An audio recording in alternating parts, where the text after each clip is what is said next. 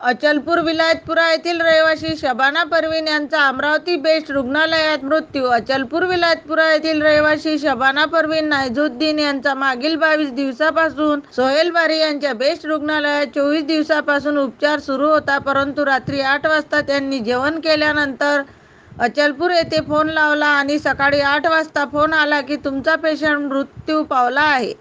डॉक्टरांनी सांगितले की रात्री झोपल्यानंतर त्यांची ऑक्सिजन नळी निघाली होती, त्यामुळे त्यांचा मृत्यू झाला। प्राप्त माहिती अनुसार सोहेल बारी यांच्या रुग्णालयातच शबाना परवीनची आई पण होती। त्यांना 1 दिवस अगोदर सुट्टी देण्यात आली। घरी आल्यावर त्यांचा 2 तासातच मृत्यू झाला। शबाना परवीनचे नातेवाईकांचे म्हणणे आहे की आमच्या मुलीचा मृत्यू हा डॉक्टरच्या हलगर्जीपणामुळे झाला आहे, तरी डॉक्टरवर मनुष्यवधाचा गुन्हा दाखल करण्यात यावा अशी मागणी करण्यात आली।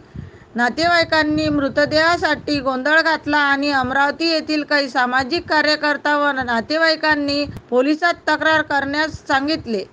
गर्दी वाढल्यामुळे पोलिसांना पाचारण करण्यात आले। ठाणेदार चोरमुले घटनास्थळी गाठून नियंत्रणात आणले।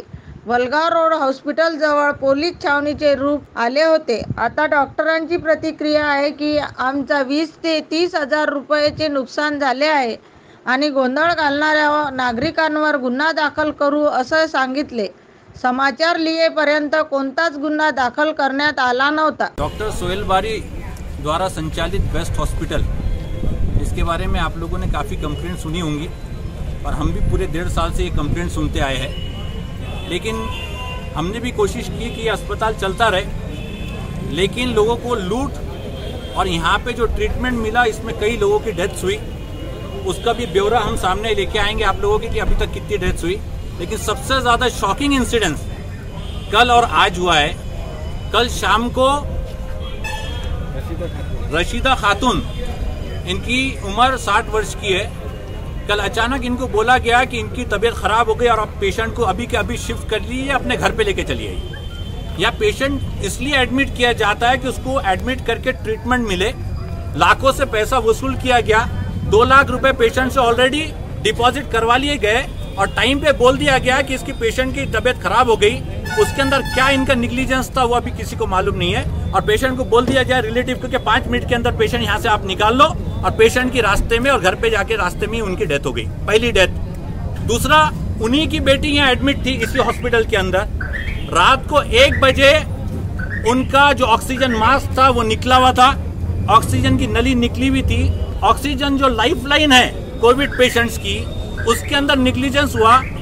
पेशेंट के रिलेटिव ने कंप्लेंट करने के बावजूद कोई भी ड्यूटी पर नहीं आया।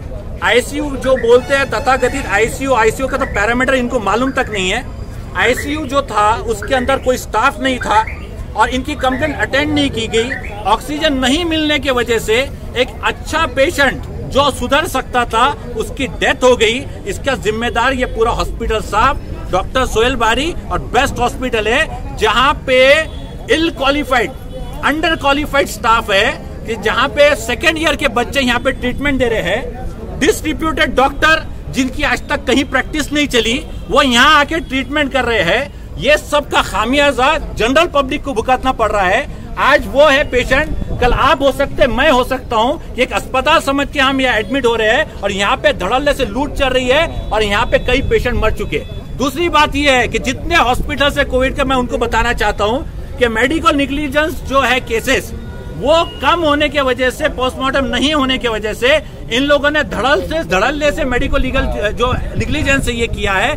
हमारा ये आरोप है कि ये जो दोनों डेथ्स हुई है ये डॉक्टर सोहेल बारी बेस्ट हॉस्पिटल की लापरवाही से हुई है। इनके ऊपर 304 का गुना दाखल होना चाहिए मेडिकल निग्लिजेंस का, जिसकी वजह से मर्डर हुआ है, तो मेडिकल निग्लिजेंस का गुना दाखल होना चाहिए। पुलिस से बात करने के बाद में उन्होंने कंप्लेंट लिया है और वो एफआईआर दाखल होंगी। दूसरा, यहाँ से हम कलेक्टर ऑफिस जाएंगे और इस दवाखाने को सील करने के लिए आज हम एप्लीकेशन करने वाले हैं। वहाँ पे ये दवाखाना सील होना चाहिए। यहाँ धड़ल्ले से लूट हो रही है और अभी तक कई पेशेंट को ये लोग मार चुके हैं इनकी निग्लिजेंस की वजह से। आज आप अगर हॉस्पिटल स्टाफ का बोर्ड देखेंगे तो वहां पे अपने एमडी और एमएस के वो लगे हुए हैं, लेकिन यहाँ कभी वो दिखाई नहीं दे 1.5 साल के अंदर। ये सिर्फ हमको बेवकूफ बनाना, लूट करना और पेशेंटों को दगा देने की बात है। कलेक्टर ऑफिस अभी जाएंगे और वहां पे कंप्लेंट करेंगे और ये हॉस्पिटल को सील करवाने के लिए हम आंदोलन करेंगे। धन्यवाद। आप क्या बोल रहे हैं? अभी चला गया डॉक्टर का। अरे क्या बोल रहे हैं? रिपोर्ट डिसाइड करना भाई, पूरी करें तो अरे